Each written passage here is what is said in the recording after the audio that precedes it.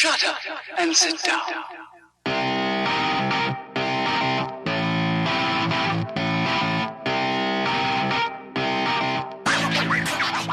Ladies and gentlemen, can I please have your attention? I've just been handed an urgent and horrifying news story, and I need all of you to stop what you're doing and listen.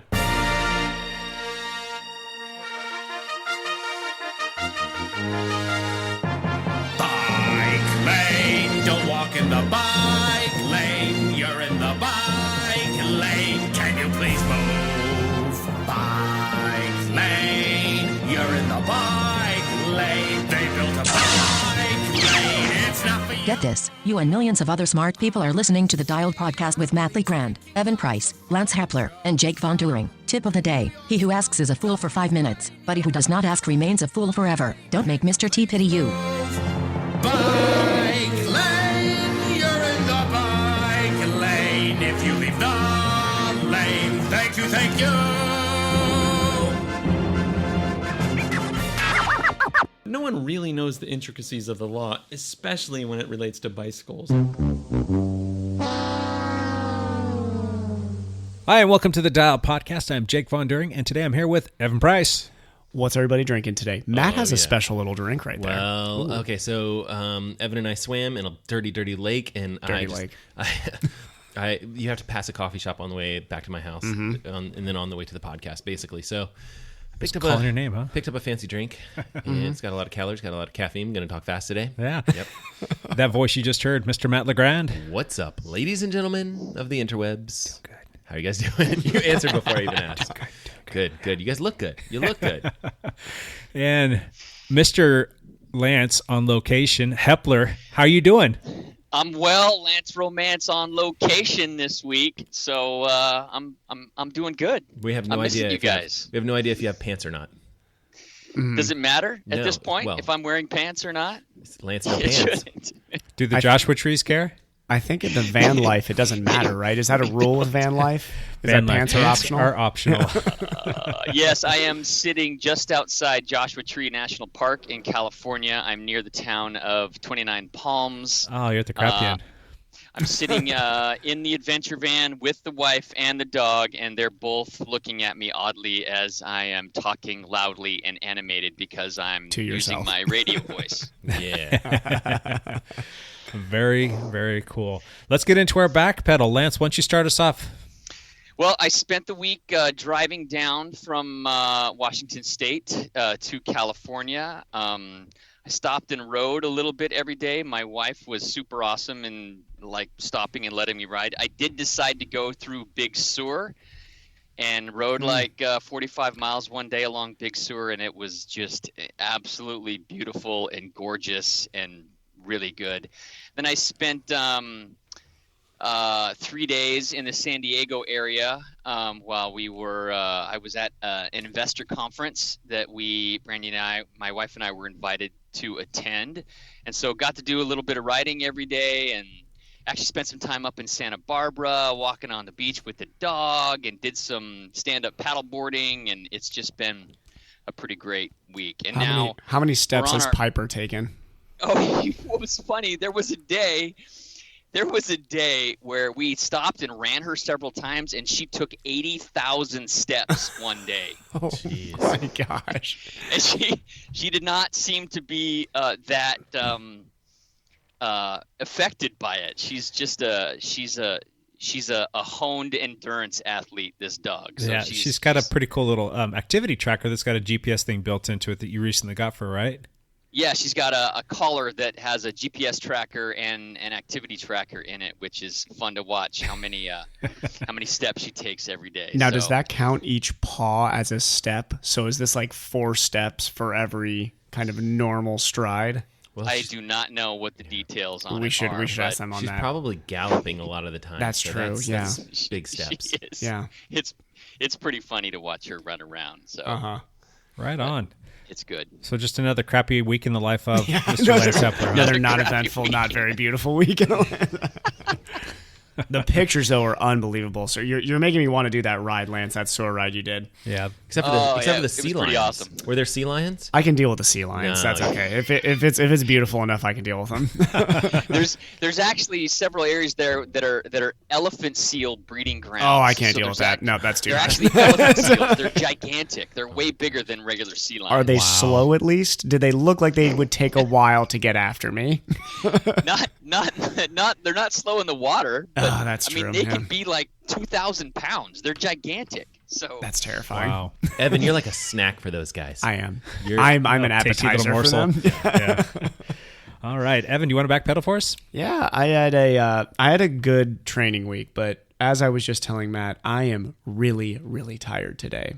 But Saturday, we had like maybe the most beautiful day of 2019 so far in this was region. beautiful. It was pretty close. Saturday and Sunday were beautiful days. And me and Matt got out, and Matt needed to get in his century for... Was this your first century of 2019? No, because you did... It's not, but you had it's kind done of at the first training one. camp. You Yeah. had done... So this was your first non-training camp century. Right. Yep. And we had a fun ride, me, Matt, and Quinn, getting out there and did the entire rack ride, which is the right around Clark County in this region. So that was fun. And then, I mean, it was gorgeous. yeah, It was just it's such a beautiful route. Anybody who's in this region hasn't done the full rack route, like train yourself up to a century so you can do it, because it is worth just doing that So whole ride. rack, you want to tell us what rack means? Oh, There's we a lot did. of people. Right around Clark County. I Okay, actually you said just right said that. across. I said right across. My bad. Right I'm around. looking at 5 different things here, so sorry if I'm not paying attention to you, my friend. Oh, No, I thought jeez. you got it right. Right around Clark County. Yeah. Gotcha. And it's just like these huge open country fields. Yeah. And You go through beautiful. like Battleground, La Center, come back through Philida. You basically get to see the whole north of Portland area there. So it's really cool to be able to do that ride this time of year when it's this nice. Kevin, you want to tell me where the rack route goes? Oh, What boy. cities it goes through? It goes all the cities. It goes through. I'm poking fun. No, I think I'm just could- poking fun. You What just can said. I name? You, What was you did? You just said Battleground. You said La Center, Philida. The what's Yakult is Yakult? Kind of, as you That's get pretty far that's what I was north. thinking of. Was Yakult? I wasn't being serious. It was just a play on me being an idiot, not listening to you earlier. Nope, but no, I'm okay, doing it. gotcha. I think Amboy is pretty far north. Yeah. It's like you're right by that Lake Amboy is- Merwin, okay. I think. Yeah. Yeah, it's a cool ride. It's a cool is. ride. Yeah, I really It like is. that. I mean, that's usually my go-to century ride for kind of training for triathlon and stuff. They changed the month that they're going to host that actual Yeah. ride. Then Well, they changed the route too. did they really? They did. They changed Yeah. around a fair amount. We were kind of on and off of it because we were kind of Yeah, we just weren't sure which one to So- do. we were at kind of the doing the time. old When stuff. are they doing it this year? Are they moving it to like June, if I'm not mistaken? August.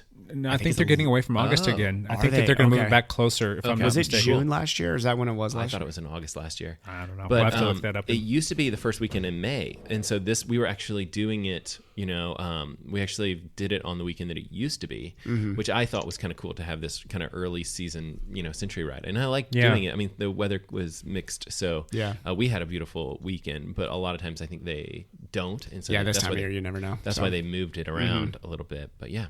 Yep. So yes, the train continues chugging along. So I got 2 weeks. Training's going okay. You got 2 next weeks. race. 2 weeks to the next race. Yep. Awesome. Yep. Yeah. Cool. Matt, backpedal. Yeah, man, I had a good week of training as well. I think I got to bike with Jake. Did we bike once? Tuesday or something? Maybe. Yeah. I love it that we don't even know. I think we biked 7 Tuesday. days goes forever ago. Yeah, I think I put in definitely over 200 miles of biking. I did 20 hours of training, or just, right at 20 hours, pretty close, which is what my goal was. Did an 8-miler yesterday for my long run, which is kind of like the only sad part of the story is the running's not going as well as it should. Everything else is going great. So great week of training. Gotta keep at it. And Yep. it's going really well. So, and I think the weather has just been a real help. So Yes. The weather has been just absolutely spectacular. There's not a better place on planet Earth right now than here in terms of like beauty mixed with perfect This weather. is why I try not to take that many weekend trips Yeah. this time of year, is because people like my little brother who lives in Indiana. Yeah. He's taking multiple trips this next year, coming to this. So he's doing the Wenatchee Forest. Then he's coming out here, and me and him are going to do a weekend together. He's already taken 2 trips. Like people travel to here for their summer. Yeah. So, And I just don't think people realize like how fantastic for triathlon training. It's like this morning we swam open water. We drove less than a mile to Jake's house for the podcast. It's like, it's absolutely ridiculous. And we bike all over these beautiful places. Like we bike from our house. We don't drive anywhere to go bike. It's just insane. Matt's got a trail in his backyard. Trails you can get 17 miles worth of trails, from our door. Yeah. It's just really amazing. And great tracks if you need to do speed work and things like that. Yeah, it's definitely a destination place for a lot of people to come. And, for my family, this is a little bit of a tangent here. We've vowed not to leave the Pacific Northwest in the summertime because there's just too much awesome stuff to do here. The trips that we're going to take are going to be at Christmas time. Yeah. And at spring break time, and maybe speckled in here and there a couple of the long weekends to go find some good sun. Because it does get a little crappy here in the wintertime, but fast forward to worth it. Late April all the way until like the beginning of November, it's just incredible. With how green it is when it's sunny here too, I will take all that rain for 6 months. Doesn't matter. Very cool. My back pedal. Yep. We did ride together. I just checked. I was pretty sure. This past week was a blur. I had so much stuff going on. But we rode together on Tuesday. We just did a nice little flat and easy ride. So, I had some good training sessions this week. It was really good. To start the week off, let me back it up just a touch more. I was kind of on the fence last week whether or not I was going to do PIR or if I was going to just kind of watch. And I decided to watch. I just, I don't know. I think it was more of a psychological thing. But fast forward to tonight, I'm going out, taking the bike, putting the kid on, putting the numbers on, and I will be signed up and racing with the 1-2s tonight. So there you go. Fingers crossed that nothing goes sideways. I don't want to get involved with any shenanigans of people going down. But that actual race, I'm going to race recap that for my son. He had his second race. And then this week, we got out there, and I had to teach him about what a race bag is and what we put in our race bag after we got out there, because we got out there and he forgot his helmet. He didn't have his sunglasses. He didn't. Well, we got him some gloves. I can't remember if those were in. But anyway, long story short, all he had was his kit and his shoes. So I'm like, you little knucklehead. So thankfully, my helmet was able to ratchet down and stuck it on him. So he had my helmet on, and then I'd switched his knobbies on his cross bike over to some slicks. I put some GP 4000s that I had laying around. And my God, that made all the difference in the world for him. You're talking about a kid that's 9 years old, going to be 10 in June. And I think the fastest speed he saw was 22 miles an hour. Wow. On his cross bike. Isn't that awesome? So that's fantastic. Yeah. So when you're 10 years old, 22 miles an hour might as well be 110 miles an hour. Must like feel that is so good. Oh, it's gotta feel so fast. He doesn't drive a car. Like there's none of that. So he doesn't go 22 miles an hour. It must be amazing. Yeah. I gotta. My kid needs to experience that. Yeah. So, but I mean, his average speed though was almost, I think it was like 14 or 15 miles an hour. That's so cool. That's moving. Great. That's a big difference from the week prior. Granted, it was a little bit wet, but that's just the difference between some knobby tires and some slicks. The rolling resistance changed quite dramatically. And what's cool is they kind of lump all of the juniors in one class together, and they. It doesn't matter if you're race age 10 and you can only be 9 years old. You could be racing against a kid who's 16, 17, not 18, but 16 or 17 years old. They're obviously going to crush him, and it's based on time. So he only got 3 laps. So does that mean that he started when Hayden started? Yeah, he was lined up just a few people away from Hayden. Hayden Wehrman's putting out 350 almost plus professional wattage in an FTP test. So Barrett's not going to keep up with him. But if you go and you break out the kids that were in his age group, he beat him by over a minute.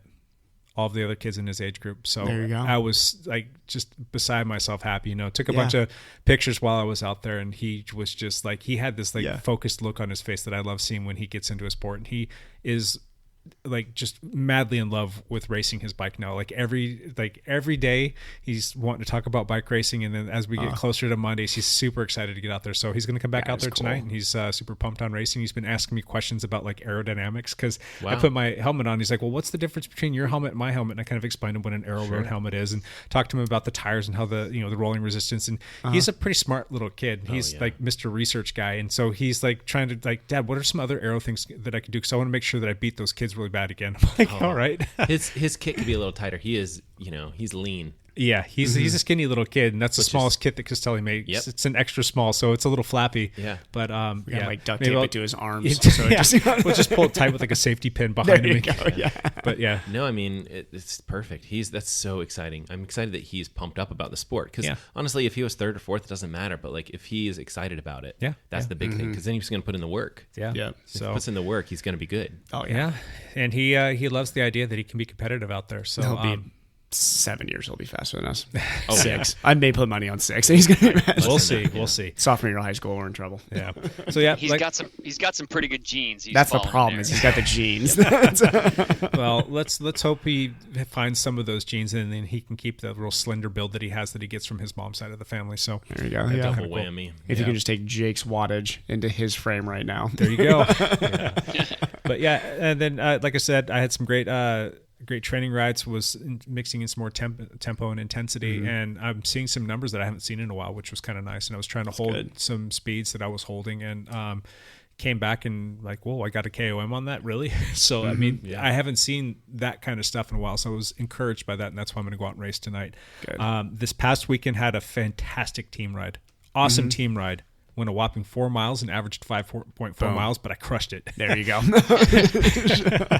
That was with my kids. So I took my kids out on a ride because I did the whole, it was about almost 72 hours of daddy daycare, but it was awesome. We did a lot of fun stuff together. And yeah, that was my week. It wasn't too much of anything. It was kind of low on the training side of things. Family weekends. It could not be any further away from the weekends that I experienced now. You're trying to put in 20 plus hours of working out in a weekend. It's unbelievable how much you do in a weekend. Do you know, I will be completely honest here though. I hear Jake's weekend there, and 5-6 years ago, I probably would have rolled my eyes at that and been like, oh my God, that sounds terrible. Like that sounds like prison. Yeah. I hear that now. I'm like, that sounds like a lot of fun. You know, it doesn't sound fun anymore. Doing 8-9 hour training days. Those. Yeah, the grass is always greener in some ways. It's like, yeah, that's true. It's hard when you're like, you need to get in the workout and you're like, I got to watch kids and I can't get this stuff, but it's also great. It's great. It's fun. I mean, I wouldn't want to, yeah. I wouldn't want to have my weekends not have any like big rides in them, but a weekend like that's pretty fun. I mean, it was fun. My oldest daughter was out of town with her grandmother. My wife was out of town for a friend's birthday party. And, with my kids, we went road bikes. We went and saw the Avengers movie. We watched Star Wars and ate breakfast for dinner, on May the 4th. And, we went to baseball. We went to soccer. We did all kinds of fun stuff. We went nonstop. Yeah. We went out to dinner, and it was a great weekend. We all had fun. So that's awesome. All right. Guess what, people? We have a new segment. And it's called The Leadout. The Leadout. There we go. The Leadout is going to be our news segment, and it's going to be new. We're going to bring it to you guys every week, and it's going to be something where we're going to just talk about some stuff that's happening here locally, some regional stuff and maybe some national stuff. And then once we kind of get that all ironed out, we might even start peppering in a little bit of international stuff that's going on. But it's going to be our little news segment. So we're going to run around the table right now with the lead out. And Matt, I want you to start us off with some news. Is it going to be all triathlon related news? Maybe when you're talking. Just kidding. Just remember, I have control of the mics here. Yes. So. All of a sudden I go on mute. He gets very quiet. Okay, so... I don't know if we want to talk about like technology stuff with this part. Well, yeah, it's going to be everything. It can be if something new just came out. Tech wars. Yeah. It could be anything that's newsworthy in the cycling, triathlon, endurance community. Okay. So as far as some of the recent announcements, Garmin had like this crazy 2 week, or it was kind of 2 weeks, but it was basically like a big announcement on a Wednesday and then a big announcement the following Tuesday. So kind of like this huge week of announcements for them. These products aren't released just yet, but they will be coming onto the market, and they've announced all the features and kind of talked about all the details of these products. They released 2 bike computers to start with. The one, well, actually there's been more than that. There's also watches and stuff involved. But the 2 big ones I think that we would be interested in are the 530, the Garmin 530 bike computer, and the Garmin 830 bike computer. Yep. And we've all had problems with the 820 with the touchscreen and things like that. Correct. Supposedly a lot of those issues are fixed. I'm still thinking, like touchscreen on some of these bike computers is still kind of a big question mark for me. So I'll be interested to see how that device, looks. That is going to be a $400 product. About there, yeah. It's what 530 actually is less than that. I think it's more of like in the $300 range, if I'm not mistaken. So $399. But the 830, correct, is the one. Suggested retail, and that everyone's gonna have different prices. But suggested retail for the 830 is gonna be $399, and then suggested retail for the 530 is $299. So what's interesting about that is also the following week it was probably very tough on Wahoo, but they came out with their bike computer, and I'm wondering if they kind of watched the Garmin news and kind of distraught, because they know they're about to be announcing their product. They announced a new product called the Element Roam. Correct. and the price point on that is $379, which is a tough place to be, right? Because you're kind of you're not necessarily right in line with Garmin's top of the line, but you're pretty close with that 830 being $400. And the feature set on that, it's got a color screen and things like that. The screen looks good. But supposedly, performance that, the processor that they're using, it's just not really super snappy. Whereas some of the Garmin computers, they are using a new Sony processor in that it's a lot snappier product. Yeah. So I think that's interesting. Just, if you guys are in the market, for whatever it is, a new bike computer, it's nice to know kind of like what technologies are there, what technologies are coming onto the market, just knowing kind of like what your options are. Yeah. Do you think you'll dive into maybe doing a product review on your YouTube channel? So what I did a video recently, and it was, called the expectations for the Garmin 945, which is a triathlon watch. And that was really cool. I loved that video. Had a lot of people check it out. It was really neat to see feedback from people. And what I did with that is I kind of knew what the announcement was going to be. And it turned out that after Garmin had done these bike computers, they announced the following week a set of 3 watches, one of which was the 945, which was very much targeted at kind of high-end triathlon. It's kind of their top-of-the-line triathlon watch. The problem with that watch is it's $600, basically. It's a very expensive watch. It does everything, and I think, honestly, it's going to be the best triathlon watch on the market. The question is, each person kind of has to make up their mind, is it worth that much, or do you want to go with the 935, which is the watch that I have on, which you can get probably for $300 or under $300, or you could get used for maybe $250, and really kind of have a great watch for a lot less price. So, I did talk about that 945 in a video. I would absolutely love to do, a product review of the 830 and the 530, just because that's a real interesting, piece. And even the Element, the Wahoo Element Roam, I would love to see that one too. Yep. But it's one of those things where it's like, now I'm looking at the 830, they fixed that touchscreen. Maybe it's worth having the 830. I don't know. The 530 I've always been telling people, like, hey, the 520 Plus is the bike computer to get. And now I'm not so confident that I know that that's the answer. And just by the way, that 520 Plus, the price point on that is $279. So it's really close in price to the 530. For an extra $20, you get the latest and greatest, Garmin 530. So my gut instinct is probably the 530 is the one to get. But again, I don't know without kind of playing with them and doing a little bit of a review. Well, the Dialed Cycling Lab will have all of these units coming in, and we'll have to kick some over for you to play with. Yeah, I'm excited. I mean, that's a great thing. If you guys listen to this podcast, definitely go check out the Dialed Cycling Labs, site. They have, a lot of products available to all of us, to check out and see. Side note, Matt does not have a gun held to his head right now. But I think it's good for people to know that they can shop through the site. Sure, yeah. Because I think it's the right place to go and get the stuff that you want. Yeah, it helps us out and helps out this little channel too. Yep, absolutely. So so that I totally took way too much time for that. Computer Wars, it's on. I love watching the but people like hearing about this stuff. Like, I am definitely not the majority here. Most people like hearing about tech. It's all of a sudden, and it was like within days, all of this stuff came out. And I know it's like I really do feel bad for Wahoo, because I do think that they have done really well with their Element, their Wahoo Element computer systems. They have three now, I think. And they've got the best trainers really out, in my opinion, right now. So I think it's just tough, right? Because it's like you have that, and then you have all of, you kind of have like the giant Garmin coming in and being like, nope, we just released stuff right before you, and we did a really good job with this release cycle, theoretically. I mean, I don't know, because I haven't played with it, but there was a little panic from Wahoo, and I got an email from them saying, I know that Garmin's coming out with their stuff. We promise there's something coming out. We'll try and get you more information as soon as possible. Can you imagine how tense that workplace was for like 2 weeks? There's probably guys working 20-hour days there, and they make great products, but they do. With respect to the business side of it, and I don't want to disparage them, they're always a step or two behind. Yeah. They're slow. Garmin's tough to beat. Not with the Wahoo Kicker. They came out with that product, I think, and that was they did a bit revolutionary in some ways. Sure, but just dealing with the company in general that I have over the past year, it's just everything. It just takes longer than it should, and I would imagine that on the R&D side, maybe they're a little bit behind there too. Maybe in terms of getting their marketing stuff out there, a few steps behind there. So, do you think they're just kind of swamped in a little bit behind the 8-ball, kind of on the? I think they grew really fast, and really quick, they probably were not ready for that. So need to hire more people. They also have the Wahoo Kicker Studios and stuff like that, and I just wonder have they kind of gone too many different directions or? Oh, that's a whole nother can of worms right there. Their Kicker Studio that you can subscribe to and use the licensing to run your studio. Their program is garbage. I heard it's a nightmare. It's a nightmare, and their technical support on the back end is just atrocious. You'll have to call or email or get in touch with them multiple times, right? And you're not getting your problem solved.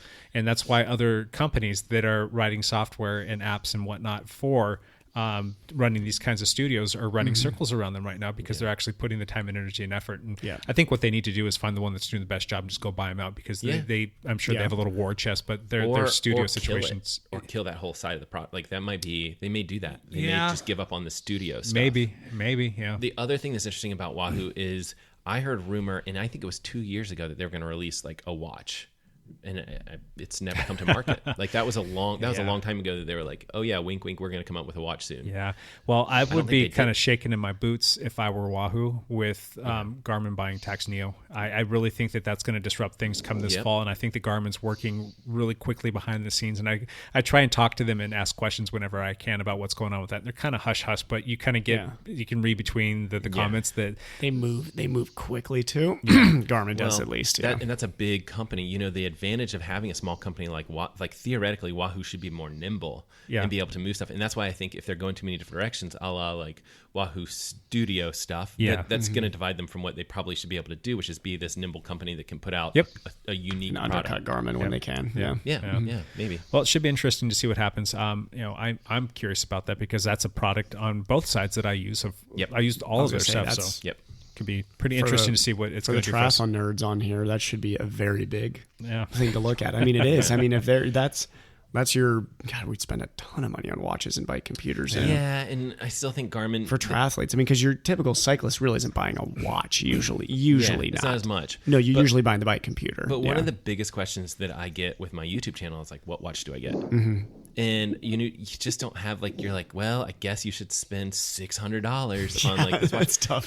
I still think that that there's a problem with that price point, and that there needs to be something for $200 that can do a triathlon race and get you through a race. It doesn't have to be like Ironman long, right? So battery life and stuff like that is the situation. But I'm just amazed that people want this much data during races.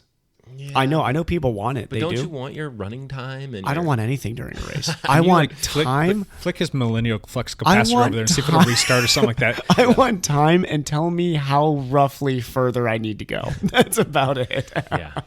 No, I mean, that's actually a good I don't point. need to tell me if I'm going to go heart rate. I did a ton with your technology. I think I did a ton of triathlons with just the Vivo Active from Garmin, which was a pretty affordable watch. And it was great because you could do stuff like get your swim and then stop your watch, and then you get on the bike and you have that, you have your bike computer, which I prefer to have a bike computer anyway. And then the next step is you just need to collect a marathon. I can definitely see the benefits from it. If I'm coaching somebody, I'm going to tell them you kind of need this for your first couple races until you get the feel for the sport. Getting some, but you just the feedback's great. Yeah, you don't need that much feedback in the water. You just need you need feedback on the. Take a peek at it. For me, I personally need feedback on the bike.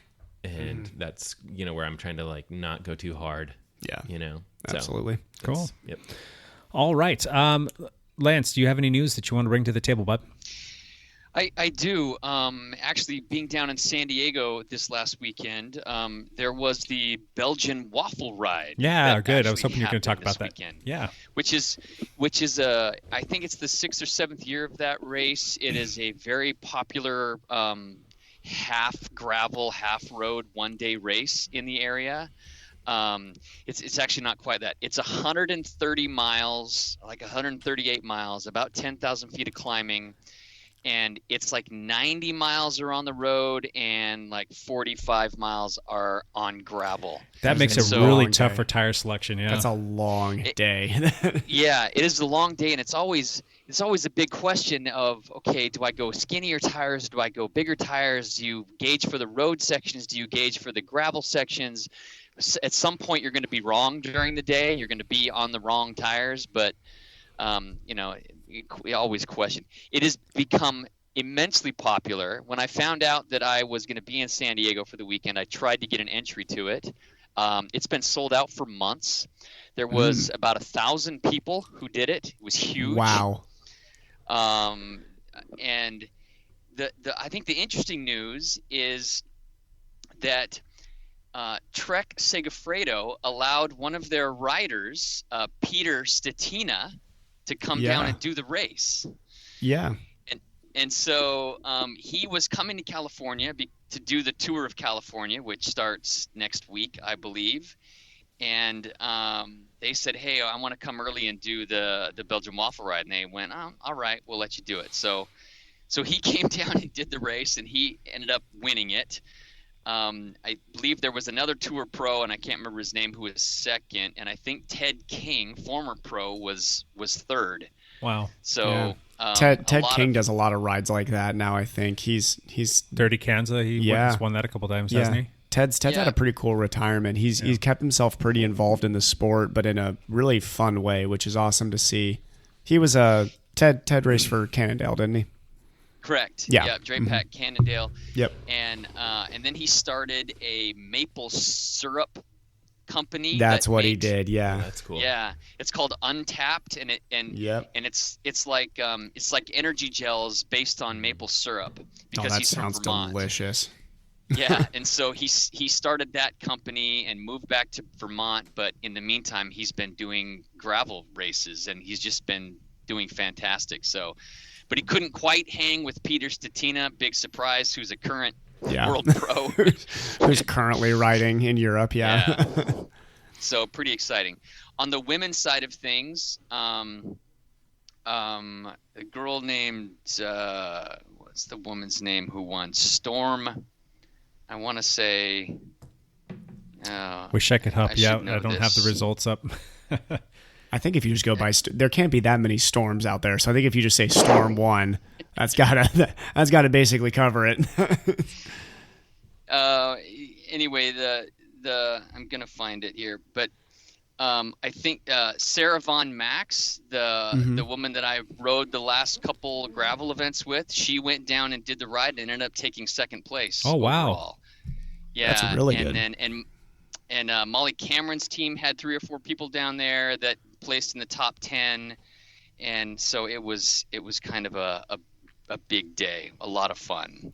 So yeah, I knew about 4 or 5 people who did the race. None of them were anywhere close to the front of that thing, but there's some guys that did pretty well, and that just looks like a brutal race. Like when you look at the pictures of like the post ride, these guys are just like broken and disheveled, and just usually you got some cuts and bruises on them because at some point in time, like Lance said, you probably got the wrong tires on, so you're probably going to go down. But it's right. But it's always them having like a celebratory beer. It's like that must taste really good right about then. 135 miles.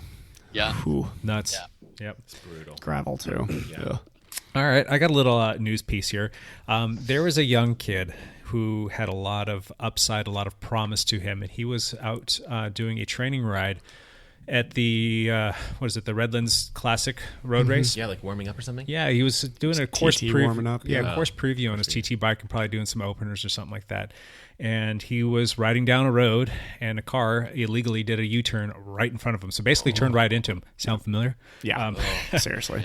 Unfortunately, he did not survive. So a lot of times, though, when a cyclist is hit and struck, killed on the road, people in the community, in the cycling community, will build a ghost bike. And what that bike is, and some people have probably seen these bikes, like, mounted on a fence or like put up or in a particular area. Sometimes the city will let them put it up permanently. Sometimes they'll let them put it up for a month or a year or something like that. But you'll see a bike that's painted completely white, might have some flowers and stuff like that sitting next to it. But that's basically just a memorial piece for the cyclist who was killed. And it breaks your heart every time you see that, and it brings things back into reality. And the thought process is that hopefully it will create awareness and create talking and get these motorists to freaking pay attention and get off their phones or, be aware that there's more in this world than them. It's not, their world and we're just living in it. Like, pay attention. There's people out there. You got kids and, family people. You're and in a killing machine. You need to pay attention. Exactly. Yeah. Get off your phone. Exactly.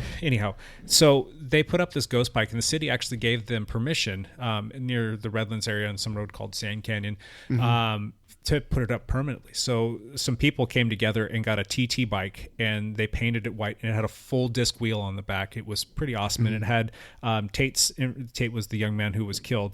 It had his name on there and had his, born in 1999 and died in 2019. And they mounted it up in the city. Somebody freaking stole it last week. Oh. How freaking terrible is that somebody would come through and steal this bike? I mean, it's of no use. It's not necessarily even rideable. I mean, they take a lot of the stuff out. They generally don't have a crankset on. It's usually just like the frame, the seat, the bars, and the wheels and whatnot. Yeah. They take all of the other componentry off there. And who's going out in that area looking to steal a bike? Because that's out there. I mean, that's in the Redland. Like, it's somebody went out there with the intention of stealing a memorial bike. No, I don't think so. I think so. Here's my There's theory. no other way. Here's my theory. Kids are dumb. Yep. Yeah. Kids are dumb. Kids are very dumb. And they saw a free bike and they went and snagged it. I didn't realize that they couldn't ride it. Well, they're just like, oh, free bike. I'm stupid. They don't. My theory is that they didn't realize that this was like a memorial bike. Yeah. Well, social media is a powerful device, and this got out into the cycling community and spread like wildfire. And as a matter of fact, I think it even made local news there that somebody stole this bike, and there's this massive outcry. So obviously, you've got people that are pissed about this, and then it's spreading out there, and it's on local news. People are seeing that, and I think the kids wised up and figured it's probably not a good idea to have this on us. So this is a pretty recognizable bike at this point. And I believe it was over this past weekend. The bike was returned. It was just leaned up against a fence down there. It didn't have any damage done to it. So it is back in its rightful spot so that we can remember Tate. I think he says his last name Mintez, if I'm not mistaken, but probably said that wrong. But I thought that was kind of it's a sour story that had or at least there's something cool and then something bad, but then it had another good ending to it. So it was kind of nice to hear that came back. How bad would you just beat your kids if you came into your garage and you realized there was some, especially if you're a cyclist and you knew this kid. I mean, I would make him stand next to that bike with a sign saying, "I stole this bike, and now I'm here. This is my punishment. I'm a bike thief." I would demoralize them. Camp out there for a week. Yeah. You get to stand here every day after school for a month with that sign. Yeah. Parenting is hard, people. I like how I just go like all out, just being mean about it. Matt's trying to reel it back and be like, "Kids are dumb, Evan. Just understand this. Kids are dumb. Kids are dumb. But how bad would you beat them?" That kid would get spanked so many times. It's not even funny. Okay, another bit that we want to add into this is we want to talk about some racing. Lance already kind of talked a little bit about the Belgian Waffle Ride, which was a very cool event. Down the road, we might touch on some things coming up like the Giro or the Tour or what have you. That's where we'll take the little international approach at it. When does the Giro start?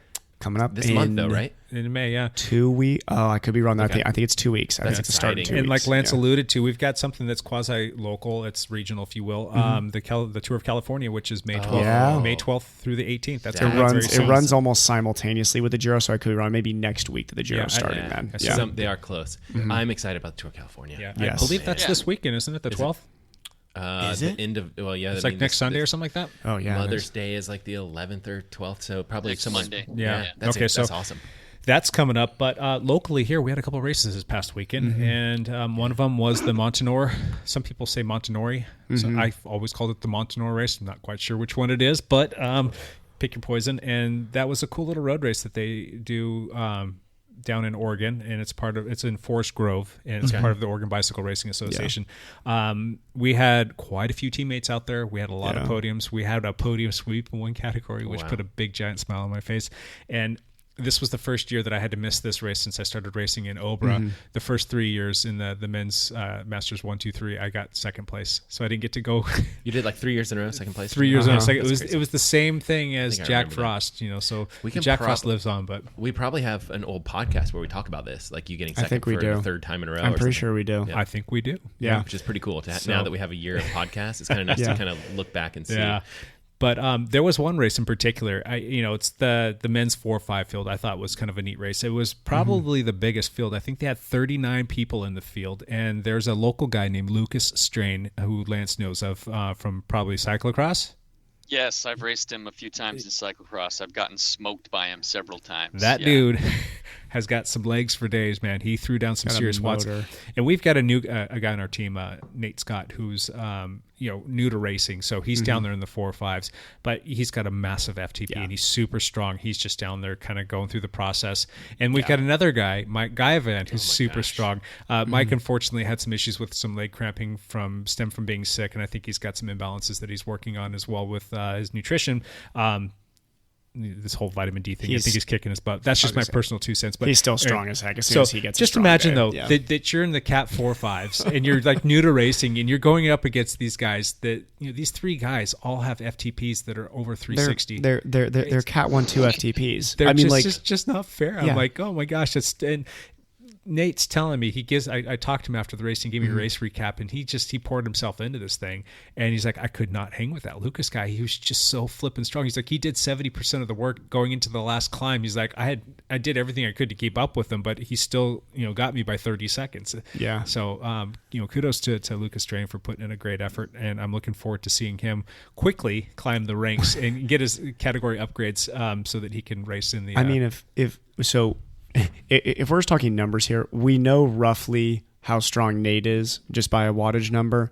Yeah. If he's only putting in 30% of the work, and that, this guy in front of him has got to have one of the best FTPs in the numbers. Numbers. I don't know. Well, he's just not a Cat 4-5 guy. He's a Cat 1 racer. He's only 26 years old. He's a Cat 1 track cyclist too. Cat 1 track, Cat 1 cyclocross.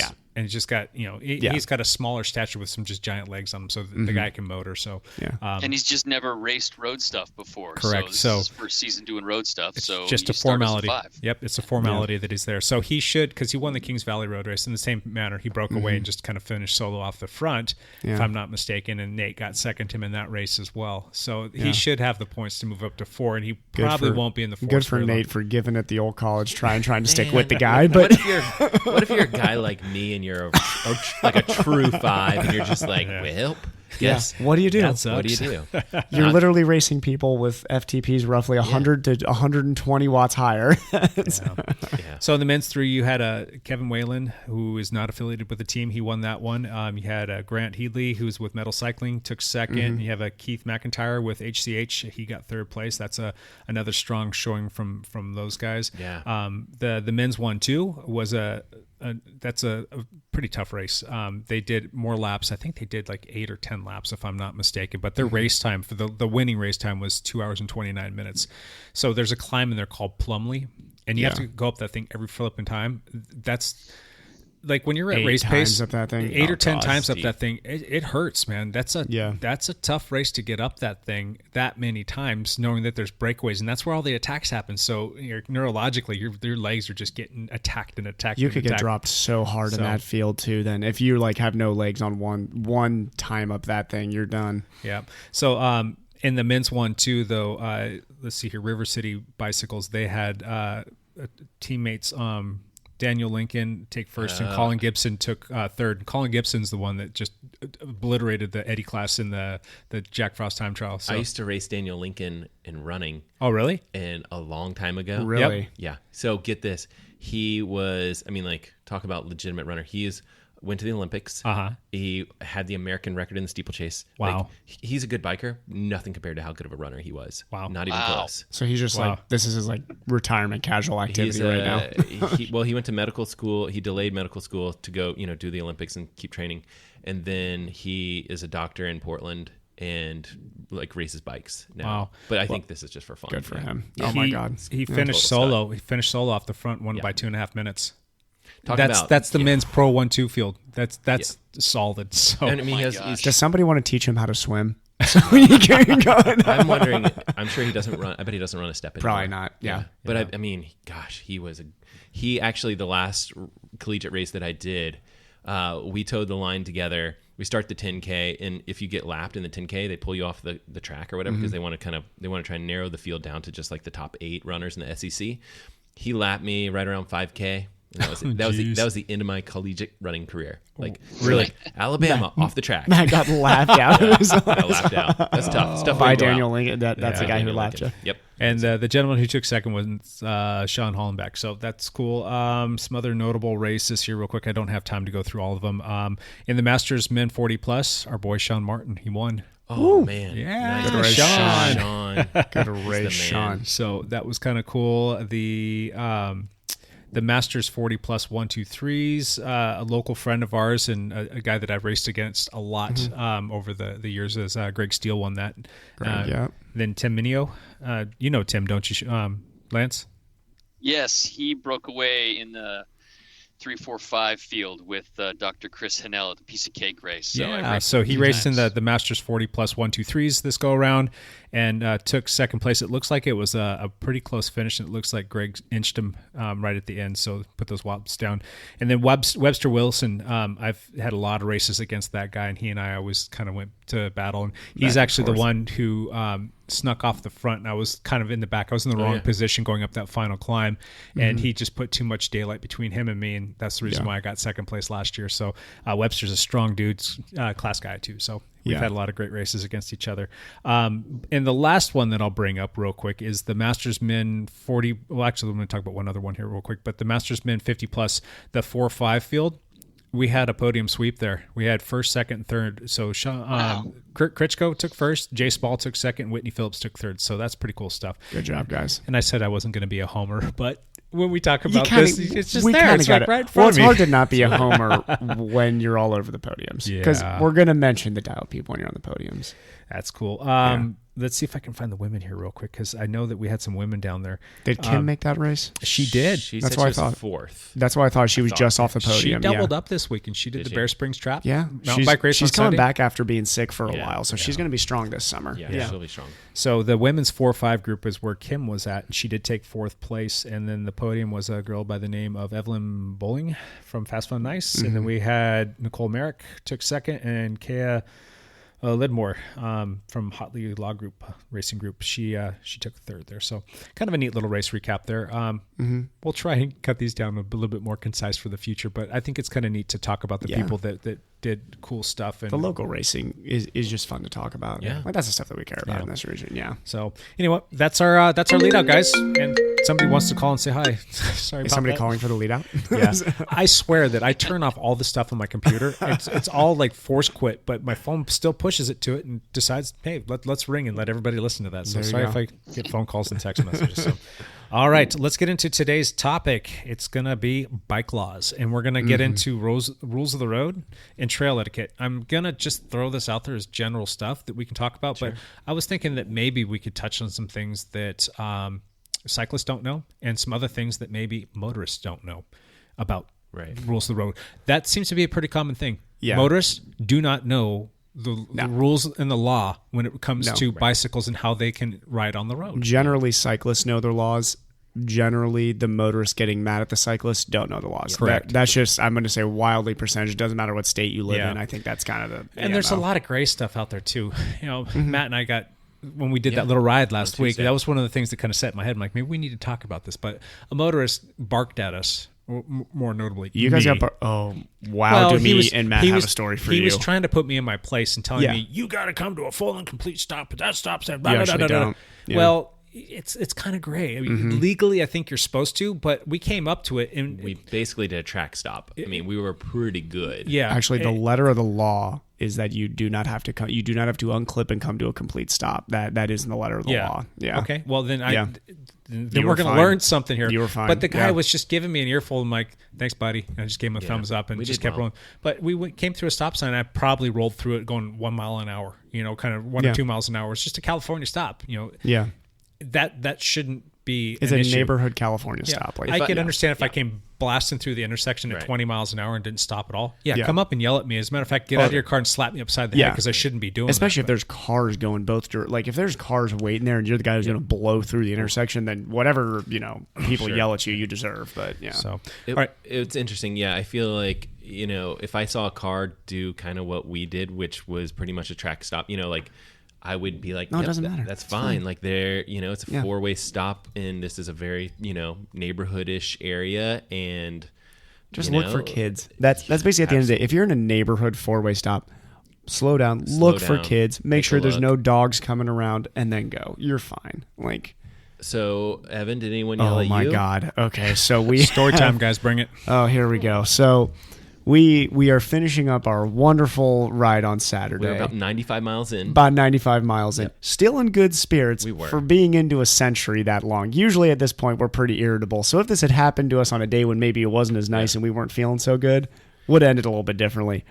We had a guy, we are coming back. I want to get the location right of this so people actually know roughly what apartment complex this guy lives in. It wasn't that far from where Jake and I had person yell at us. It also is very close to where I live, which kind of worried me, to be honest. Vancouver area. So yes, Vancouver area, very close to, let's give an idea, Matt. There used to be a ride that met up very close to where this guy actually started yelling at us. Whatever that apartment complex is where people park on the side of the road. And and I always kind of... Right on McGillivray, right? McGillivray, yeah. Yeah, right on close McGillivray. to Talon and whatever the other... Very close, Talbot or whatever. Yes, gotcha. yes. So right around there. We are actually in the bike lane at this point.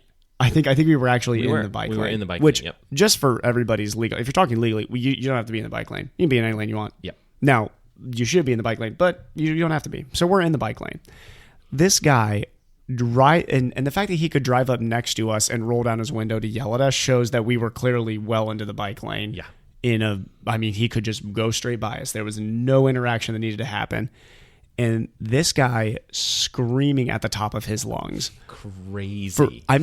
Not like angry person yelling, like possibly something mental going on with this guy too. Or something. Yeah. Something. Isn't it fun to know that people like that can go out and get a driver's license and buy a vehicle? The fact that this guy was behind a wheel worried me. Yeah, so he was screaming at us, get off the white line. Yeah. And it wasn't just like once. He yelled it. This was a full minute of yelling at us. Many times. Yeah. Like almost to the point where it was like this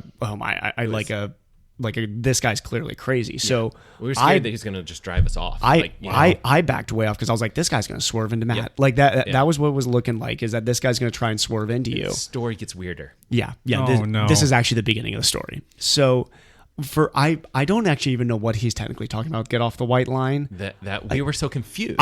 We were very confused. Yeah. So he then speeds off, and at this point we're like, well, hopefully that's done, and we continue on. I saw him pull into that apartment complex. Did you see him pull? I did not see him pull in. That's what I figured. I was just thinking to myself the whole time after that. I was like, crazy person lives in this apartment complex. Yeah. Like that's good to know, like where crazy people are. Yeah. This person has some problems. So he parks his car though. Yep. Gets out of his car. Yep. And as we are riding up towards him, he is on the sidewalk screaming bloody murder at this point. He came out to the sidewalk from the apartment complex to yell at us. And to tell us he wanted to apparently have a discussion with us. And this is not the scenario. You know when you get the riders every once in a while try and yell back at people and stuff? Yeah. This was not that guy. The three of us said nothing the whole time. We said nothing. We're like, we're just going to keep on. We just pulled over to the left and just kept on riding. We're like, that's not the guy that you go back to. He was flipping out. And I'm thinking to myself, there was hate in his eyes. There was an intense amount of hate in this guy's eyes.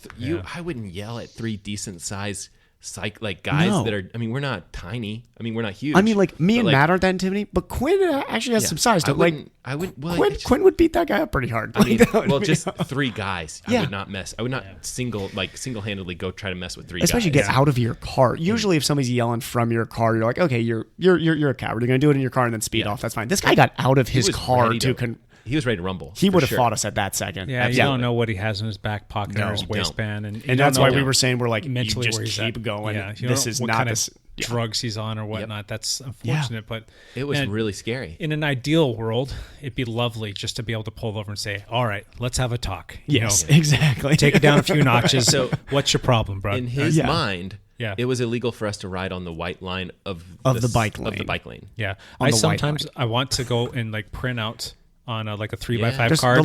The law. And laminate it and be able to go up and show that person if they really wanted to say, keep this. This is the law. Now here was my second suggestion for this is maybe he wasn't mad at us for being in the bike lane. Okay. Maybe he was an avid cycling fan. And he was considering that when the white line gets wet, it can get very slippery. So that's what I was telling Matt is maybe he's just a super good bike fan, and he got out of his car because he's like, what are these guys doing? Get off the white line. What are you doing? Too slippery. No, we definitely, after we kind of like calmed down because we were freaked out, we definitely had some jokes like, I think he was telling us to get off the white line, like get off the starting line fast. Yeah.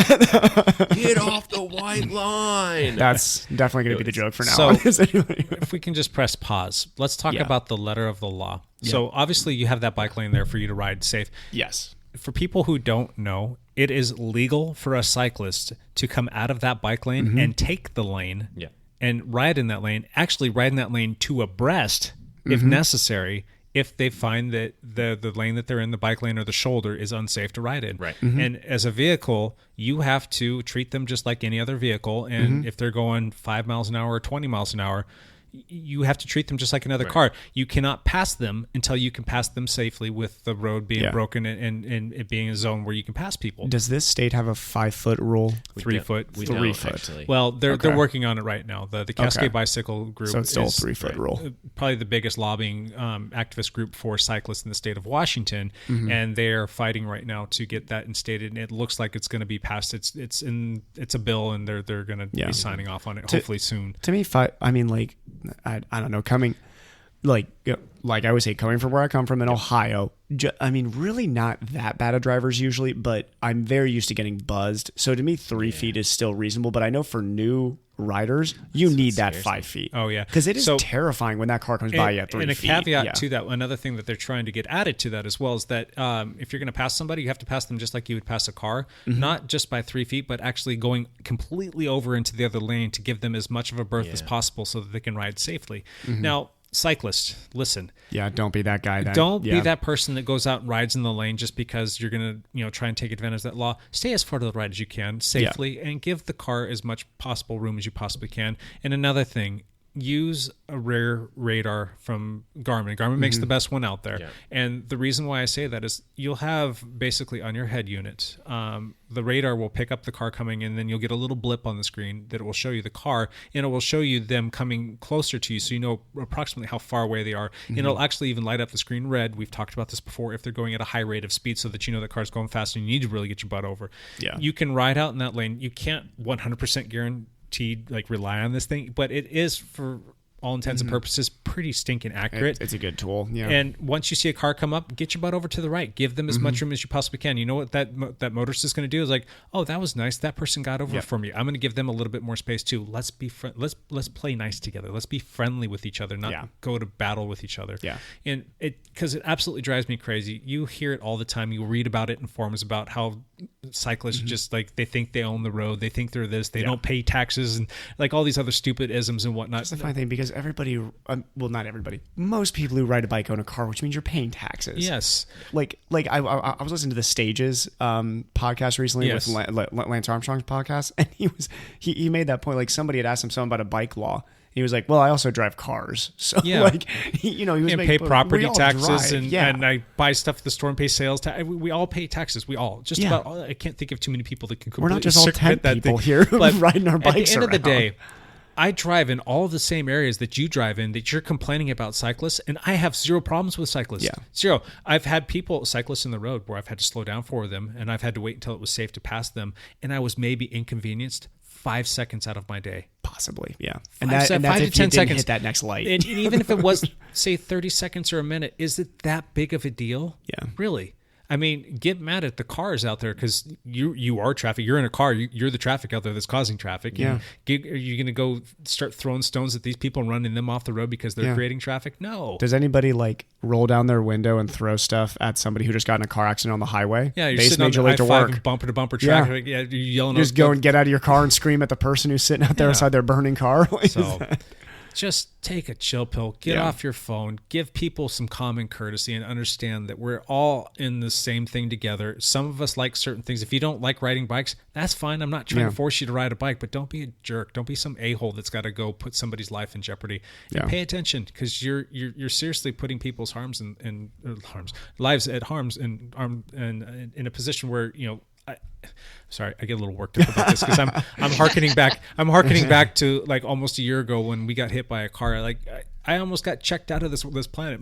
Our good friend Sean Martin almost got checked out of this planet. We just talked about a kid that had the exact same scenario. He was going, I think he was going like 30-ish miles an hour. Sean and I were going about 35 miles an hour. This car turned left into us. This car did a U-turn into this guy.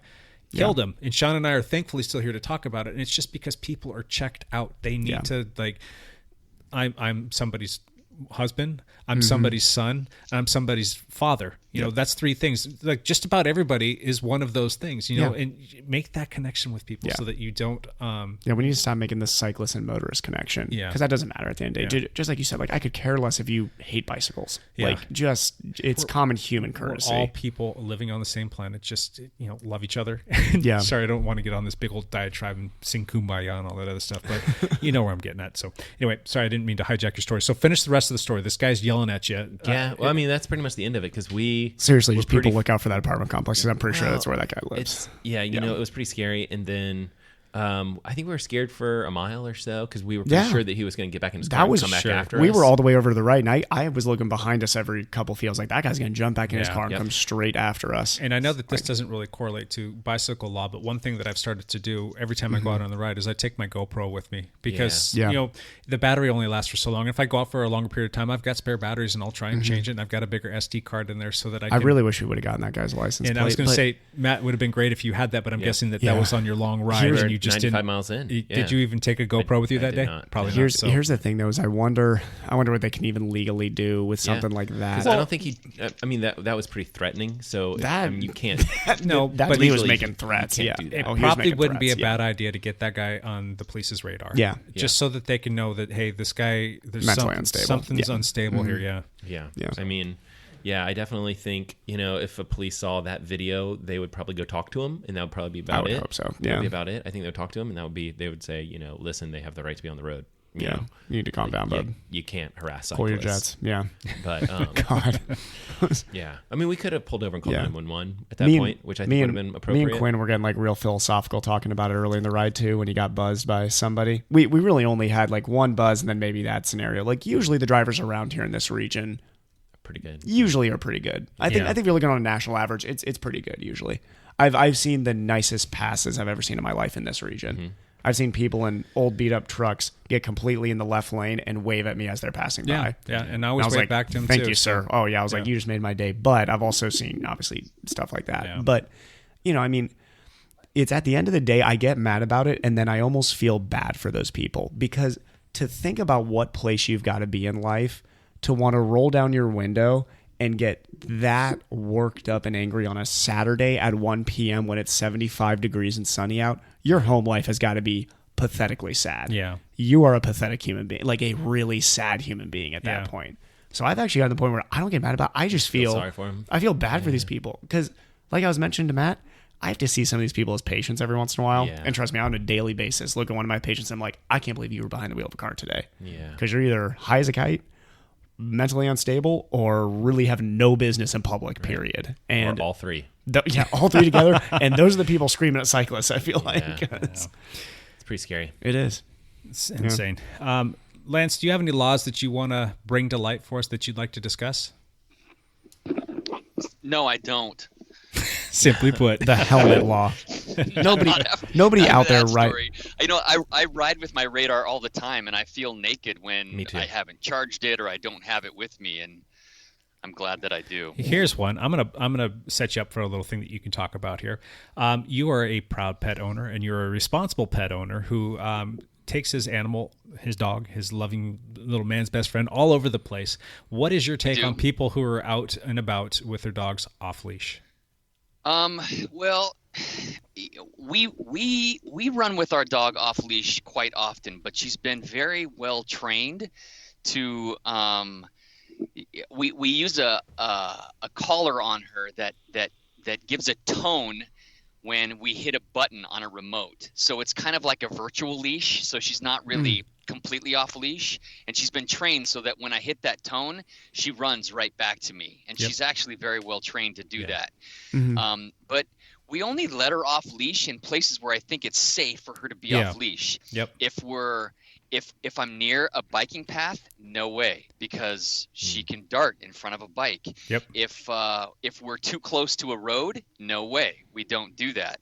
We find places where we can take her, off leash, and where I think she's not going to disturb cyclists or motorists. So plus we love our dog. We don't want to lose her. Yep. So I think in certain situations, off leash is fine for a dog who's trained to do that. Yeah.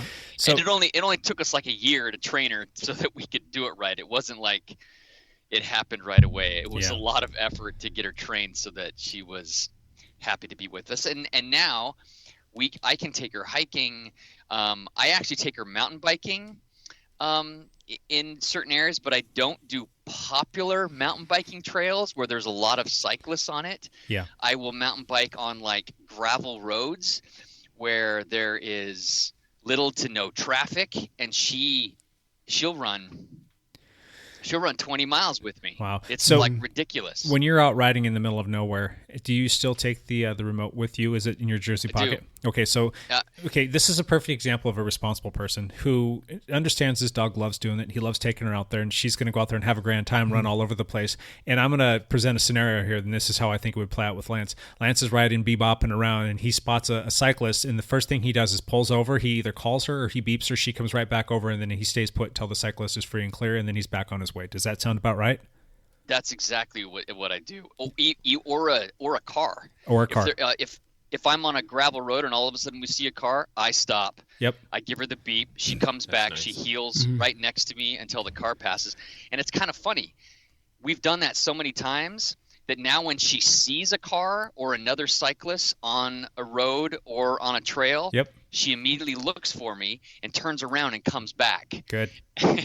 Sometimes I don't even have to beep her, and she'll sit there next to me until the car passes, and then she looks at me and she takes off again. She got that little Pavlovian input, and she's coming right back. Yes. Yeah, I love it. So that's a good scenario. Bad scenario, and Lance is familiar with this trail. And Matt loves this trail. We're very fortunate to live right next to a beautiful lake, and there's some great little trails down there for walking, jogging, running. I generally will use this trail. It's called Heritage Trail to be a part of my warm-up, and I know that there's always going to be people down there, so I'm not going at a breakneck pace. I'm just doing a warm-up, so I'll ride out to the trail, and then I'll do the trail, and when I'm going mountain biking, and that cumulatively is about 5 or 6 miles. It's a nice warm-up, and so I'm back there, and just last night, I'm on that trail riding, and there were probably 20 people walking through this length of about 3 miles, and probably 5 or 6 of them had animals.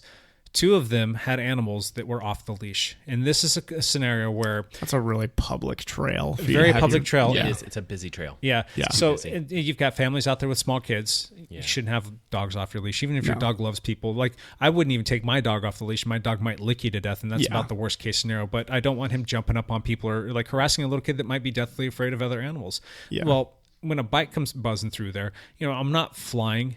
I may have the KOM on that, but that was done at a time when there was nobody. Only by 20 seconds, and I'm hot on your tail. Yeah.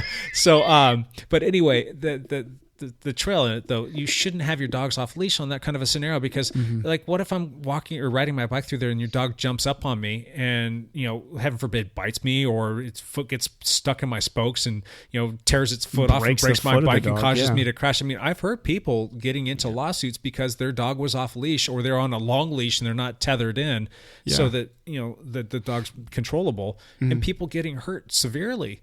And there's a lot of other little popular bike paths around here that, like the Marine Drive that runs right next to the Columbia River. There's a lot of people down there, and there's cyclists that will go flying through there. Yep. You'll get a tailwind, and it's not uncommon to be going 25 to 30 miles an hour. Right. Now, if you see people, slow down, please. That's another trail etiquette thing. If you see other pedestrians out there, A, you have to yield to them. That is the law. Yes. And B, it's just the right thing to do. Same exact idea when we're talking cars and cyclists. Exactly. The cyclist now is the car also. We better obey that. So, announce yourself, slow down, communicate to them, have a bell on your bike. There's very inconspicuous bells that weigh next to nothing that you can get even for your race road bike that you can ding, ding, ding. People love those things.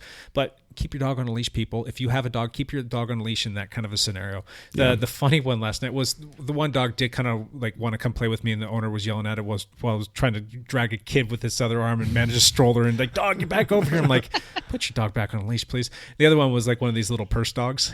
I don't even know what it was, like a little fluffy dog. And like it barked at me, and it saw that I was coming at a little bit higher rate of speed than it was anticipating. And all of a sudden it turned around, and it was probably a good 30, 40 feet away from its owners, and just running back as fast as it could, which was like not fast at all. And you can still hear it going, yap, yap, yap, yap, yap, yap. Like, you dumb little dog. And it like jumped, it was like got scared to death. So those dogs also are under the impression that they're like 4 times the size of what they actually are. I think I have GoPro video of that too, because I put a GoPro on there. I should. Oh, that'd be a funny thing to post up on YouTube. Get those pictures. Well, I can put the YouTube up there, but I can get the picture and post that up so you guys can see what I'm talking about. This little happy dog was kind of funny. Scared the crap out of it. But yeah, keep your dog on a leash, please. And just use common sense. That solves so many problems, people. Common sense and logic solves a lot of problems. Now this is an actual. So if you are, let's say you're a runner. Okay.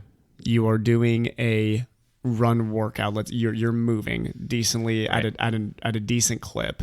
Let's say it's not a busy day on the trail. Okay. Should you always be running on the right side of the trail? Because I know in some areas I see a lot of runners running left side of the trail. Oh, here's what I think. I mean, I think we, as a society, we've decided, in the United States that like traffic moves a certain way. Like right side traffic is going, everyone's kind of on their right, so that, if you can pass someone going the opposite direction. Yeah. And that follows on the trail as well. Yeah. And, but basically when the trail's empty, it's fair game. Yeah. I wouldn't go around tight corners. That's the interesting thing with opposite the side. trail, though, is like I always say to the right no matter what, but I've seen runners that'll stay to the left, and I wonder if that's actually a carryover from the road. Where if you're running on the road, I was always taught you run towards traffic. You run towards traffic. Of biking. But on the trail, you're going with other runners. You basically become part of traffic there. Absolutely. Yeah. And that's, all the times I've run trails. That's I always run to the right just because if there's a hard left-hand turn, I don't want to be on the inside there. Yeah. And you pass typically on the left when you're passing slower runners and things like that. Yeah. In that same breath, and it's almost parallel to what you're talking about. When you're coming up on somebody and you yell on your left, that means I'm coming around on your left. That means you need to move to your right, not go to the left. Yes. In defense of that, like in that instant when you hear something, usually people's reaction is to turn and move their left. You react and you're just trying to like get out of the way, and you don't know, you're not processing the on your left. Okay, left. I usually, if I have the breath for it, I'll give a good longer warning. Yeah. And then I'll say it 2 or 3 times as I'm approaching. I don't care how annoying that is. I'll just do it just to make sure. The bell works a lot better in my opinion. In general, because people hear a bell and they, like Matt said, they understand the flow of traffic. So they hear that bell, they're going to get over to the right. Yeah. Exactly. And it's always funny. And I'll come up on people and they just don't hear me. And I will purposefully freewheel so you can hear the Pauls and the free hub making their noise. And I'll even backpedal so it's a little bit louder. Yeah, and sometimes people still don't hear that. And I'll come up and I'll be behind them, like going like literally like a mile or 2 to 3 miles an hour on your left, and they will jump out of their skin and fly into the bushes like someone just dropped a bomb behind them. It's hilarious. So a couple of things with this. Headphones when you're running or walking or whatever it is, very common. I use headphones when I'm running and stuff like that on the trails. But you start to think, especially like guys like Evan, you think you're the fastest person on the trail. And he is pretty much the fastest person on the trail. You got a couple kids from your high school that would be faster on the trail. Yeah, here's the thing: is like you're not always the fastest person on the trail. Like you don't know someone. Like I think I'm running super fast. I'm running 7:30s or something like that. And then Galen Rupp comes by, you're running. You do have Olympians and things like that in our area. But like they come past you, and if you have headphones in, it is one of those things where people need to be still trying to listen. Don't blast your music so loud that you completely have taken yourself out of the situation. Yeah, here's another tip for you. I know that Matt, this is going to make him cringe. People wearing headphones while riding a bike. I wear my headphones. I have so many close friends that do. I don't ride or run with headphones ever. I like listening to podcasts. I like listening to music and whatnot. But if I'm in an area where I know that I need to be paying attention, I'll just take one out. Yeah. If it's a high traffic area, I'll take one out. Can you still hear really well around you? Like if I was to come up behind you and say like, "Hey Jake," you would hear me. Oh, for sure. Yeah. So when I was riding, just as long as the volume's at that level. When I was riding last night, one of them goes down in my jersey just so it's not flopping all over the place, and the other one's in my right ear so that I can hear what's coming up on my left. Yeah, that's fine. Yeah. And I can that's the thing. Is like don't take yourself completely out. Just of have the your environment. have your right one in, have your left one out. Yeah. And then there's another company. Aftershocks? Yes, Aftershocks. I'm actually, I've got an inquiry into them for our, Let me know. for our team and whatnot.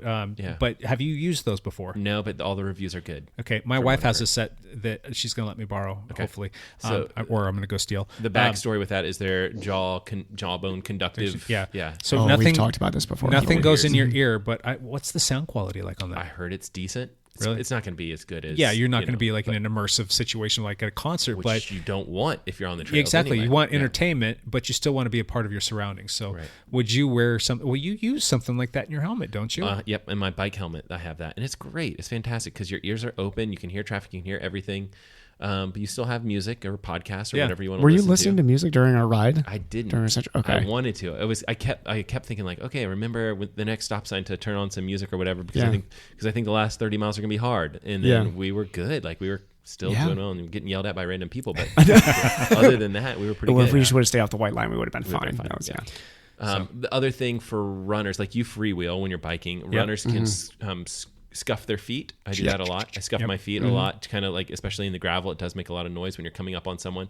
And I feel like it's a people do get angry at you if you're like on your left, and so try to pass it as nicely as possible. I just say it's super nice and goofy. Yeah, coming up on you here, on your left. I do too. I'm like overly goofy about it. So people are like, I have no idea this goofy knock-knee guy is, but every time I run on Heritage Trail, which is pretty frequently, it's like I ran there yesterday. I always pass people that freak out a little bit. It's always going to happen. And they're always really nice and they apologize. Oh, sorry, sorry I was in your way. It's usually to me the people actually listening to music. Yep. Yeah. So I've even seen some people where I'm like, they're blaring music. I'm just going to have to run straight by them. And those are the people, you can hear them jump like a foot in the air as soon as you come by them. Thankfully, I'm able to whistle like so loud that I could break your eardrums. I'm not You're saying... hearing it through any music. Yeah, I can break just about any person's concentration. But that's my last case. Last ditch effort. You got the football coach whistle right there, the two finger. Yeah. And just remember too, when the weather is super nice out, especially here in the Pacific Northwest, trail usage and park usage and all that other stuff is going to increase dramatically. Even people going out and riding their bikes on the road, you'd be amazed at how much you can scare the crap out of somebody if you overtake them in a manner that's going to startle them, and you don't want to cause them to crash. So still announce your presence on your left, coming up behind you, whatever it is that you need to do, and then try and look behind you so that you know that there's no cars coming, and pass them like you would another vehicle, because you actually have to treat them like a vehicle and yourself like a vehicle, because once you jump on a bike, you have all the same rules and responsibilities as a vehicle. So don't pass them within just inches. Try and give them that 3-foot berth. Exactly. Yeah. So that's a good thing. Same. That's a good little crossover there. Now, to wrap this up here, track etiquette. Not something you think you'd have to bring up really, because you think, okay, it's a 400-meter track. You can see everybody on it. Yeah. There shouldn't be a single issue with this. Yesterday on the track, we had a group of 3 high school girls walking the wrong direction on the track, which is fine. You can run that direction on the track, but usually, Matt, you can agree with the etiquette. If you're going to go to the right, you got to be in the outside lane all the way. Generally, if you're walking, you want to be in. I mean, the standard is that you. If you're just turning to the right, though, like generally flow of traffic on the inside lanes, you better be turning to the left there. So here's the thing: is a lot of tracks get really upset for anyone using the inside lanes because you're wearing out the inside lanes, and they have to resurface those lanes occasionally. And so generally, those are saved for people that are doing hard workouts and things like that. Yeah. These people were walking on the inside lane the wrong way. Yeah, the right way. That's not according to standards that are just kind of like our cultural standards. I don't think it's against any laws, obviously, but I just think I'm going to check there may be a law against that. I think I'm going to write a law against that. But yeah, I mean, it's like you said. I mean, there's very few tracks where you can't really see the whole track, the whole 400 meters. If you're not the fastest person on the track, recognize that you need to get out of that person's way. Oh, it wasn't even this. They had their backpacks on and were just walking I don't know what you're doing. Like, I don't know what world you're in on at the this track. point. Is it counterclockwise? Is that the counterclockwise? Yes. Yep. And if you're going slow, just stay far right. Just like you would on a freeway, right? So that would make common sense, right? These people literally walked 2 laps and then left right in the middle of the workout. Going the wrong direction on the inside lane? The only reason they moved is because Derek was riding his bike in front of me, and they were like, I don't want to get hit by a bike. I honestly think if I had just been running, they probably would have not moved. Wait, he was riding his bike on the track? Yeah. Can you do mountain that? bike? Yeah, mountain bike. Yeah. Really? Sure, absolutely. Bike so pacing. you can go out and run, and I can go out there and ride my bike on the track? Absolutely. Bike pacing, yeah. It's perfect. It's great. Can I go out there and A lot of coaches will do Drop it the too. hammer? It's rubber on rubber. Yeah, I mean, it's not bad for the track at all. It's better for the track than running on it. Yeah, no, it definitely is. Unless you have some sort of spike tires. unless you have some. Yeah, I'm trying to think of some sort of way that I can integrate a race into this Yeah, thing. yeah. It's fun. It's not banked or anything. It could be fun though. We could come up with a race where Jake's got to finish. What would be a good translation race? We'll come up with a translation what's race. Interesting is because you can accelerate running faster than you can accelerate biking. I once raced my friend. He was on a very small BMX, like just some kid's bike or something. And I was running the 400. I think I ran 61 or something like that. And I almost beat him because he was on his bike. You almost beat him at 400. Yeah, that's impressive. Well, Yeah. 400. So here's the thing: I held him off all the way until 300. Yeah, because you can accelerate so much faster, and he's like chugging along. He's single speed BMX bike or whatever it was. But once he gets up to pace, it's all over. Yeah, it's over. Yeah, yep. That's interesting. Huh. Good. All right. We should could 100 meter. We could figure out some sort of race. Jake has to start from a track stand. All right, here's a phenomenon that I want to ask you guys about. What is it about a cyclist being on a road and a car coming up on said cyclist and feeling the need that they have to pass them no matter what? And let me give you a little bit of backstory. I'm riding in a neighborhood. The speed limit in a neighborhood is 25 miles an hour. And I'm flirting right with that 25, 26. I might even be going 27 miles an hour in a neighborhood. Generally speaking, when that is the case and I'm riding in a road where I'm going the flow of traffic, more times than not, I'll try and take the lane unless I have a really clear shoulder. If it's in a neighborhood where I know that I need to be seen and I'm not kind of flirting with cars or I don't need a car to be overtaking me, I'll take the lane. I'm riding in a neighborhood going 26 miles an hour, so I'm theoretically breaking the law. Truck comes up behind me and is behind me and I've taken the whole lane. He's behind me for 10 seconds and then decides to gun it and go around me going about 35 plus miles an hour in a neighborhood. And this is Matt will know this area, coming down Utah Street and then it's going down Dahlia. It was before we went down Dahlia, he decided that he's going to pass me through this neighborhood where there's kids. Through a blind corner? No, it wasn't in a blind corner, but he still went around me, and he's going 35 miles an hour, and I'm bombing down Dahlia to try and catch up to this guy. So going down Dahlia, he's going 40, 45 miles an hour, and we got all the way down to the stop sign where, 30-something street. I can never remember the numbers of the street, and he's turning left like he's going to the swim club. And I came up right next to him, and I just stared at him. I didn't say anything, and I kind of shook my head, and he kind of looked at me, and his wife looked at me, and they just kept going. And I've got all of this on GoPro. I'm like, what do you do with this? Yeah. How can I teach this guy a lesson like, hey, don't speed in somebody's freaking neighborhood. These people live here. They have to drive in and out of their driveways. Their kids are outside playing. You don't need to be going 35 to 40 miles an hour. You don't need to pass me. Just because I'm on a bike doesn't mean that you need to pass me. I'm going the speed limit. Just be happy. Yeah. You're not in that kind of a hurry, bud. Yeah. So what is the psychology behind seeing a bike on the road must pass bike? There is okay.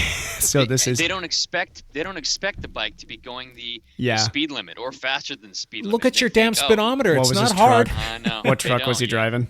It was I think it was a white F-250. If I'm not mistaken. I've got it again, all video. I've got it. Yeah. It's all saved. I've even captured an image from it as well. I've got an F-250 from I've got his license plate and everything. So Jake, I'm going to lead towards masculine dominance. Hold on a second, Evan. Say again, Lance. This morning I had the opposite thing happen where I'm riding in Joshua Tree National Park and I rode up to the top spot called Keys View. Yep. And I turned around and gunned it down this hill, and it's like a 5-mile hill, and I was going like 45 miles an hour, and the speed limit was 40 miles an hour, and there was a car who just sat on my tail. He did not pass me, which I thought was very cool. Yeah. He just sat there for the whole 5 miles until the road leveled out, and I slowed down to like 35.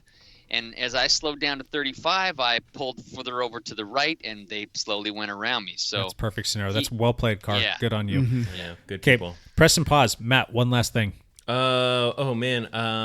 I will be posting some videos here shortly. There's a whole bunch of cool stuff that I'm excited about posting, one of which is bikes for kids. Yes. But I do have to roll out right now. We have to pick up kids early from school and take them to get passports and stuff like that. So thanks for joining us today, absolutely. Matt. We'll Bye, catch guys. you soon. Yep, and you can hear the rest of the podcast when it comes out on Wednesday. Yeah, I love hearing it. All right, guys.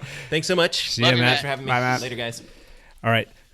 Game back on. So that guy passed you. Did you wave at him and say thank you and all that other fun stuff? Yes, all right. I did. As he goes by, I waves, and he, I don't think they expect to see a bike going 45 miles an hour. Sure, No, So they definitely do thumbs not. up as he goes by. Yeah, that truck, I don't think he expected me to catch up to him because I'm obviously breaking the law and going down Dahlia trying to catch up to him just so I can like express my displeasure with him. I probably shouldn't have done that. It didn't really accomplish anything, but more than anything, I wanted to make sure that my GoPro made got you his feel better, though, license didn't it? plate frame. I wanted to go knock on his window and say, "Really? Yeah, really?" But that's not going to accomplish anything. All it's going to do is create some animosity towards cyclists. And that's what me and Quinn were talking about the ride on Saturdays. I feel like every cyclist can relate to this frustration, and I know many motorists who will sit there and be like, they'll talk about picking cyclists off like it's some game. Yeah. I mean this is commonplace joke. So I don't think it's just weird psychopaths like me and Matt ran part into. of the point system that you can get for hitting things with your car. Yeah, and I think it's so me and Matt have come up with a funny idea on this ride. None of this is all jokes. None of this is actually going to happen. But if instead of if somebody hits a cyclist, whether it's negligence, anything, that person, it'd be funny to take away their license for whatever period of time. Sure. They got to ride their bike everywhere they go. There you go. Yeah. Talk about like actually learning about the other side and being like, oh, okay, maybe I won't complain at the cyclist for not dead stopping at a stop sign every single time. Because riding a bicycle and pushing pedals is a little bit harder than pushing down a gas pedal. Yeah. And maybe part of their fine too, we can get a big giant sticker that goes in their back window that says, I hit a cyclist because I'm an idiot or because I was on my phone. They have to have a sign that sticks out the top of their helmet then ride around with that. So it creates drag too. So. There you go. No, but I think there's got to be some coming together at some point. We're just well, I mean, this is like we talked about, and I think I made this point before. This is just a societal problem with how people look at other people. Sure. We're having a real humanitarian issue here in this country. So yeah. Another quick one is the trail etiquette that I want to talk about for mountain biking. I had a little run-in with a kid. He must have been in his early 20s. And when you're on a mountain bike and you're riding uphill, the people going downhill have to yield to you.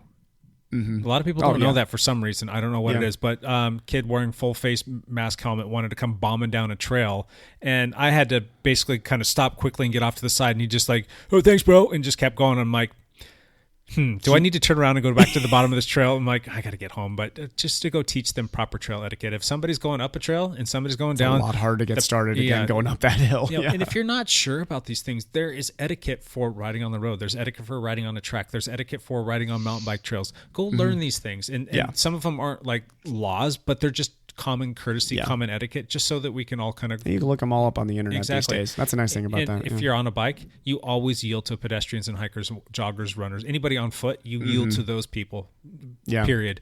Don't go bombing down Heritage Trail when there's 20 people out there walking their dogs and kids. You see people do that, though. I see guys tearing down that on their mountain bike. I'll go quickly, and I know not to go tearing around a corner because you never know what's around that corner. And if you see somebody, just slow down and be courteous. And there will be a time and a place for you to go open it up and have fun. But and we talked about Strava. We talked about this term, the Stravassel. Yes. Don't go chasing segments. Don't go take Jake's KOM. No, actually, I encourage people to go take them because when you do that, I go out and train.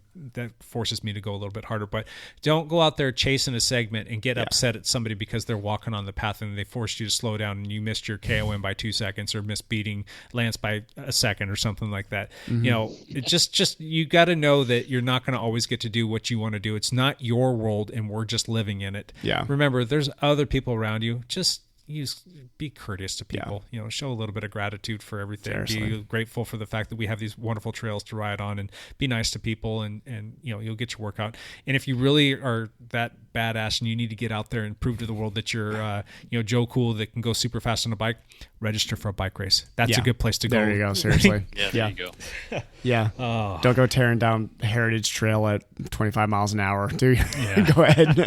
Now here's one. Sign up for a next bike race. I should know this, and I'm pretty sure, about 98% sure that this is the law. If you're going to be riding at dusk or dawn, or when it's light or not light out, it's dark out, I think you legally have to have a headlight on your bike, and I think you legally have to have a rear red light, flashing light. You can't just rely on reflectors. You actually have to have a light.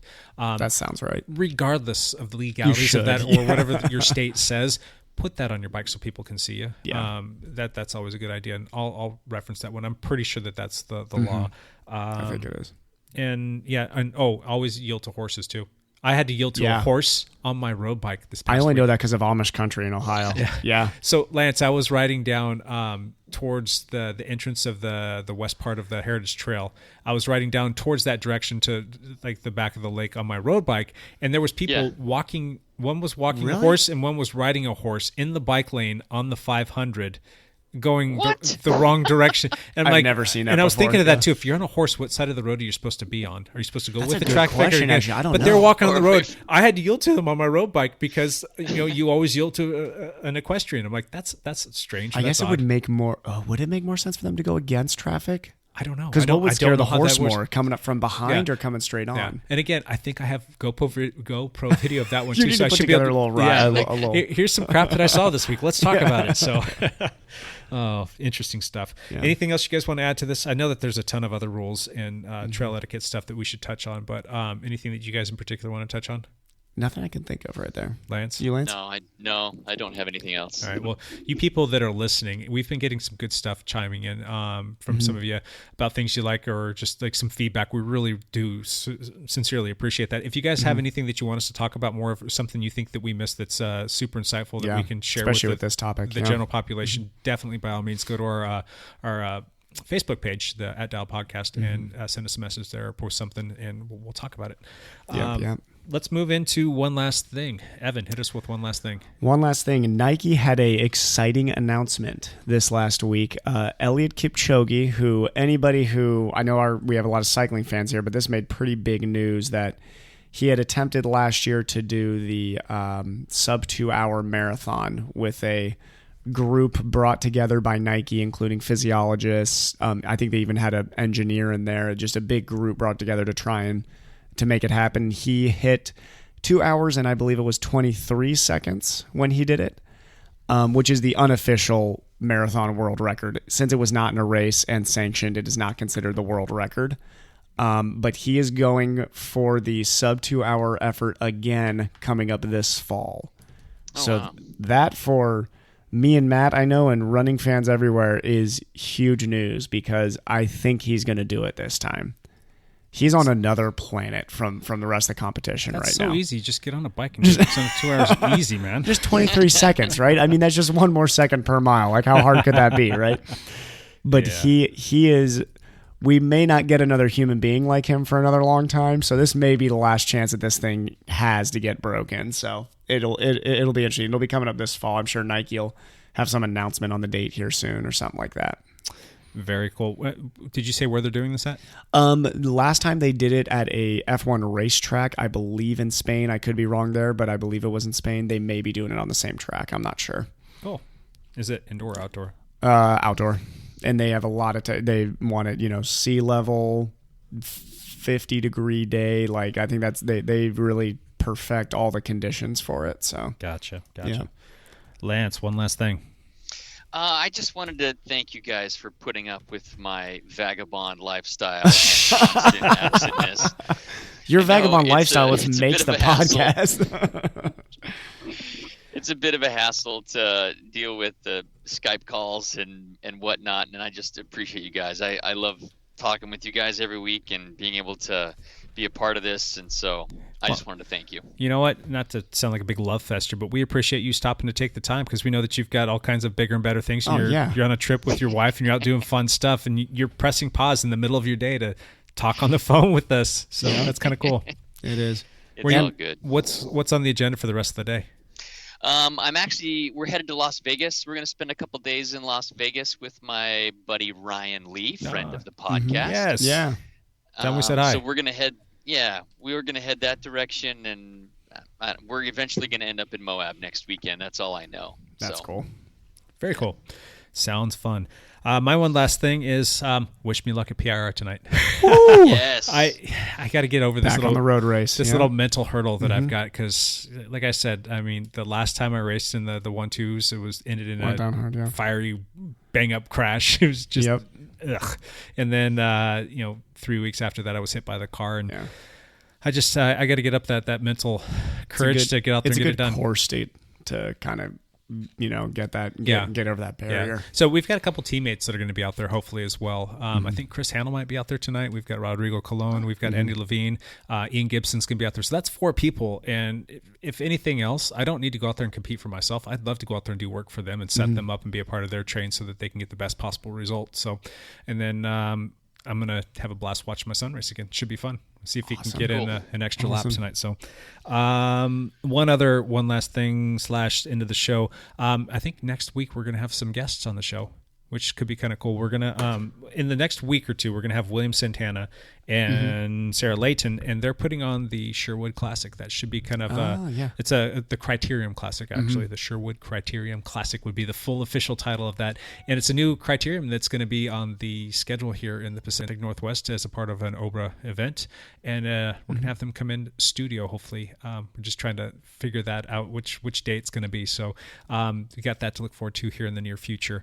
Any last parting thoughts, you guys? Pretty good. You good, Lance? That's it. All right. I'm good. Matt's good. Sounds like it's a show wrap here. So everybody who took the time to listen to this, thank you very much. We do appreciate you. And again, do visit us on our Facebook page at Dial Podcast or our Instagram page. Same call tag at Dial Podcast. And check out what we got going on there and say hi. We'd love to hear from you. And that's good stuff. There's my one good stuff for the show, guys. The one good stuff. All right, you guys have a good one. Talk to you soon. Bye for now.